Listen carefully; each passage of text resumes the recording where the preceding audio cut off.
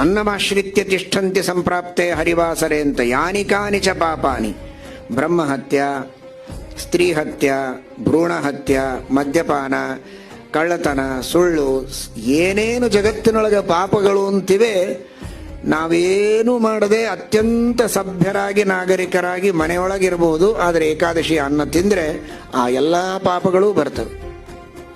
ಉಪವಾಸ ಮಾಡಿದರೆ ಮನೆಯೊಳಗೇ ಕೂತಿರಬಹುದು, ಆದರೆ ಎಲ್ಲ ತೀರ್ಥಕ್ಷೇತ್ರಗಳಿಗೆ ಸಂದರ್ಶನ ಮಾಡಿ, ಯಾತ್ರೆ ಮಾಡಿ, ಸ್ನಾನ ಮಾಡಿ, ದಾನ ಮಾಡಿ, ಜಪ ಮಾಡಿ, ಪಾರಾಯಣ ಮಾಡಿದರೆ ಏನು ಫಲ ಬರಬೇಕು? ಕಾಶಿ, ಗಯಾ, ಪ್ರಯಾಗ, ರಾಮೇಶ್ವರ, ಸಮಗ್ರವಾದ ಕರ್ಮಭೂಮಿಯಲ್ಲಿರುವ ಎಲ್ಲ ಕ್ಷೇತ್ರಗಳಿಗೂ ಸಂಚಾರ ಮಾಡಿದರೆ ಏನು ಪುಣ್ಯವೋ ಅದು ಏಕಾದಶಿ ಉಪವಾಸ ಮಾಡಿದರೆ ಆ ಪುಣ್ಯ ಬರ್ತದೆ. ಅಷ್ಟು ಉಪವಾಸ ಮಾಡಿದರೆ ಅಷ್ಟು ಮಹತ್ವ ಇದೆ, ಮಾಡದೇ ಇದ್ದರೆ ಅಂತಹ ಮಹಾಪಾಪ ಇದೆ ಅಂತ ಶಾಸ್ತ್ರ ಹೇಳುತ್ತದೆ.